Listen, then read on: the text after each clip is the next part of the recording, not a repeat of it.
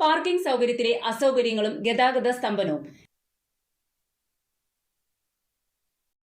Kalluvathukkal junction ഇന്ന് ഗതാഗത സ്തംഭനത്തിനും പാർക്കിങ്ങിനും സ്ഥലപരിമിതി നേരിട്ടുകൊണ്ടിരിക്കുകയാണ്.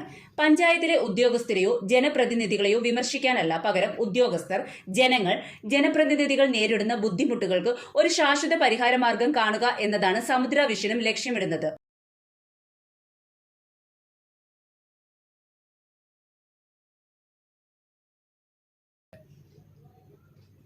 ദേശീയപാതയുടെ ഓരത്തുള്ള പഞ്ചായത്ത് ഓഫീസും പാർക്കിംഗ് സൗകര്യവും സ്ഥലപരിമിതിയും നേരിട്ടുകൊണ്ടിരിക്കുകയാണ്.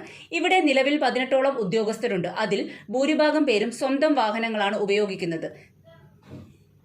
ഈ വാഹനങ്ങൾ അവർ എവിടെയാണ് പാർക്ക് ചെയ്യേണ്ടത്? നിലവിൽ 23 വാർഡുകളാണ് ഇവിടെ ഉള്ളത്. അതിലുപരിയായി ഒരു വാർഡും വരുന്നുണ്ട്. അപ്പോൾ 24 വാർഡാകും.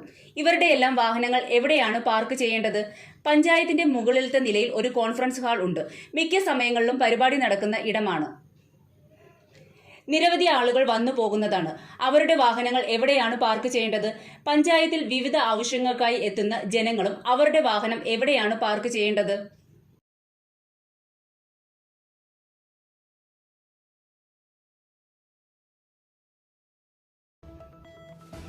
ഇതിനൊരു ശാശ്വത പരിഹാരം കാണേണ്ടേ?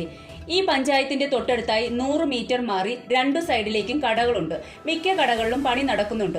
ഈ പണികൾ പൂർത്തിയാക്കുമ്പോൾ അവരുടെ കടയുടെ മുൻവശത്തായി പാർക്ക് ചെയ്യാൻ ഒരു കാരണവശാലും അനുവദിക്കില്ല.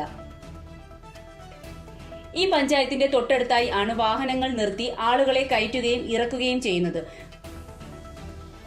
വാഹനം ഒതുക്കി നിർത്തുമ്പോൾ റോഡിന്റെ സൈഡിലേക്ക് ഓടയിലേക്ക് കയറ്റി ഇറക്കിയാൽ മാത്രമേ പുറകിൽ നിന്നും വരുന്ന വാഹനങ്ങൾക്ക് മുൻപിലേക്ക് കയറി പോകുവാൻ കഴിയുകയുള്ളൂ.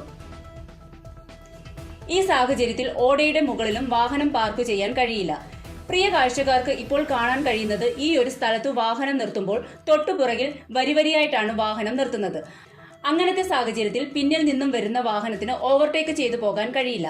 നിലവിലത്തെ രീതിയിൽ ഓടയുടെ മുകളിലാണ് വാഹനം കയറ്റി നിർത്തേണ്ടത്. ആ ഓട കഴിഞ്ഞ് 1.5 മീറ്റർ നടപ്പാതയുണ്ട്. ഈ നടപ്പാതയിലാണ് ആളുകൾ കയറി നിൽക്കേണ്ടതും നടന്നു പോകാനുള്ള സൗകര്യവും ഒരുക്കിയിരിക്കുന്നത്. ഇവിടെ ഓട്ടോയും ടെമ്പോയും ടാക്സിയും എല്ലാം ഉണ്ടായിരുന്നു. ഇന്ന് അവരെ കാണാൻ പോലുമില്ല.